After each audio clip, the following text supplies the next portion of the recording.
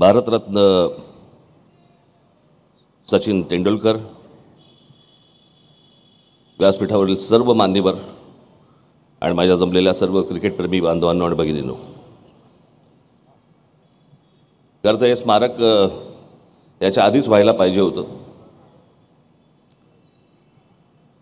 कारण आचरेकर सर म्हटलं की सचिन तेंडुलकर हे एक नाव आपल्या डोळ्यासमोर येतं.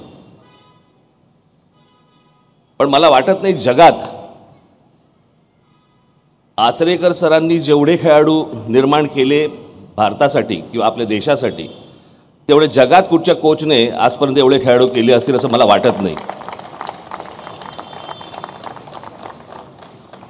आणि खरं तर अनेक गोष्टी ज्यावेळेला आपल्याकडे भारतात महाराष्ट्रामध्ये होतात त्यावेळेला अशा लोकांची खरं तर नावं द्यायला पाहिजेत.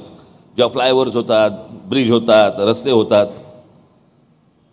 आमच्याकडे सगळ्यात मोठा रस्ता हा दारटिटीचा जो जातो तो महात्मा गांधी रोड आहे.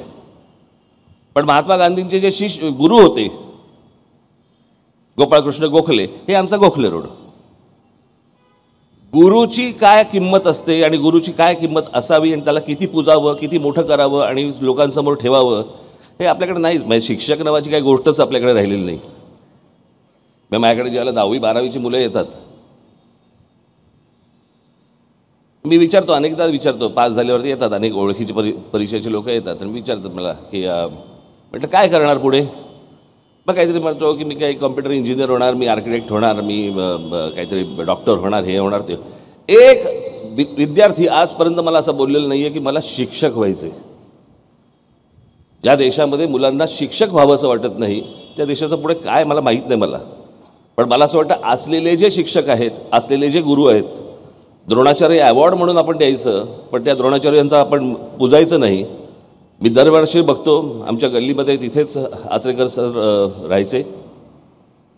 दरवर्षी गुरुपौर्णिमेला सचिन तेंडुलकर तिथे सरांना पाया पडण्यासाठी दरवर्षी यायचे. दरवर्षी न चुकता. आमच्याकडे काय गुरुपौर्णिमा ही मोबाईलवरती राहिली आहे. हॅपी गुरुपौर्णिमा.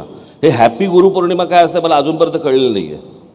अजून एक मेसेज असतो, ज्या ज्या लोकांनी आजपर्यंत माझ्या आयुष्यामध्ये काय काय मार्गदर्शन केलं असेल, अरे त्याच्यात मी येतो की नाही येत, मला का पाठवलं आहेस, कल्पनाच नसते आम्हाला. पण गुरु नावाची जी गोष्ट असते, ही गुरु जपणं हे मला असं वाटतं सगळ्यात महत्त्वाचं आहे. आचरेकर सरांचं योगदान इतकं मोठं आहे की इथे काहीतरी स्मारक व्हावं, काहीतरी गोष्ट व्हावी असं मला मनापासून पहिल्यापासून वाटत होतं. मी आमच्या सुनील रमणी यांच्याशी मी बोललो आणि त्यांना मी सांगितलं की असं असं आपण एक स्मारक करूया. पण मला आता इथे आचरेकर सरांचा पुतळा नको होता, कारण पुतळे खूप झालेत आपल्याकडे. मी म्हटलं काहीतरी वेगळं करू आपण, की ज्याच्यातनं काहीतरी आचरेकर सरांची एक आयडेंटिटी, त्यांचे एक कॉन्ट्रीब्युशन या सगळ्या मुलांना पण कळेल पुढे येणाऱ्या. आणि म्हणून मी त्या प्रकारचं स्मारक केलं की जिकडे स्टम्प्स आहेत, पॅड्स आहेत, ग्लोव्ज आहेत, बॉल आहे, हेल्मेट आहे, सगळ्या गोष्टी आहेत. आणि त्या बॅटवरती आचरेकर सरांची एक टोपी आहे. ती जी टोपी होती, ती कॅप होती, जी कॅप ती आचरेकर सरांची आयडेंटिटी होती. आज मला असं वाटतं की क्रिकेटही बदललं, सगळ्याच गोष्टी बदललेल्या आहेत. पण आचरेकर सरांचे मला त्यांनी जे संस्कार केले या खेळाडूंवरती, हे आजही आपले खेळाडू समोर बघितल्यानंतर आपल्याला दिसतं की कशा प्रकारचे संस्कार त्यांनी केले असतील. क्रिकेट बदललं, सगळ्या गोष्टी बदलल्या, नवीन मुलं आली, नवीन मुलं खेळत आहेत.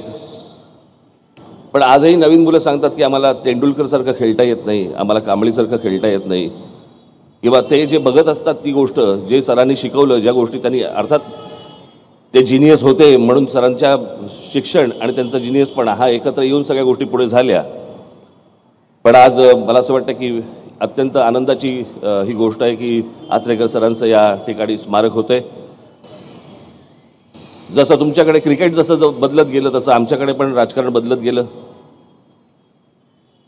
तुमच्याकडे अंपायरने आऊट दिल्यावरती तुमच्याकडे थर्ड अंपायर असतो.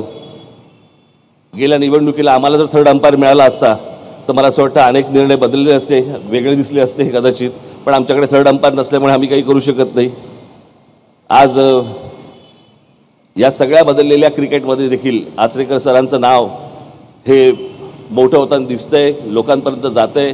आणि सर्व खेळाडू हे अजूनही त्यांच्यासमोर नतमस्तक होत आहेत. मला असं वाटतं की ही गोष्ट प्रेरणादायी आहे. इतर सर्व खेळाडूंनी या सगळ्या गोष्टीतनं काही गोष्ट घेतली पाहिजे, शिकली पाहिजे असं मला वाटतंय. आज सुनील रमणी यांचं सगळ्यात मोठं या स्मारक उभारण्यामध्ये खूप मोठं योगदान आहे आणि त्यांनी मनापासून ह्या सगळ्या गोष्टी केल्या म्हणून हे स्मारक उभं राहिलं. दिवस रात्र माझ्या मागे लागायचं आणि आपल्याकडे परवानग्या मिळाल्या तर म्हणजे कठीण असतं, सगळ्या गोष्टी कठीण असतात. महानगरपालिका, राज्य सरकार आणि सगळ्याच मधनं त्या परवानग्या मिळणं म्हणजे इतकं कठीण होऊन बसतं. आपल्याकडे काय आहे, अनधिकृत करायला गेलात ना तर त्यांना परवानगी लागत नाही, पण अधिकृत करायला गेलात की खूप परवानग्या लागतात, कळलं. तर त्याच्यामुळे अधिकृत करताना जरा बराच वेळ गेला. खरं तर हे खूप अगोदर व्हायला पाहिजे होतं.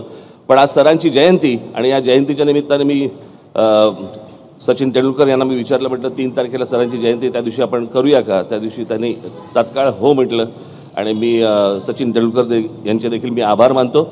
आणि आज आपण सर्वजण जाताना ते स्मारक बघाल आणि आपल्याला देखील सर्वांना ती स्मारक आवडेल अशी एक आशा अपेक्षा बाळगतो. आज खरं तर या रांगेमध्ये मी चुकीचा खेळाडू आहे, पण तरी मी बसलो आहे किंवा मला बसवलं आहे असं समजा.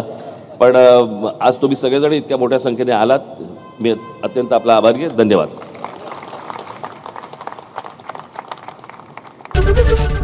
एबीपी माझा, उघडा डोळे बघा नीट.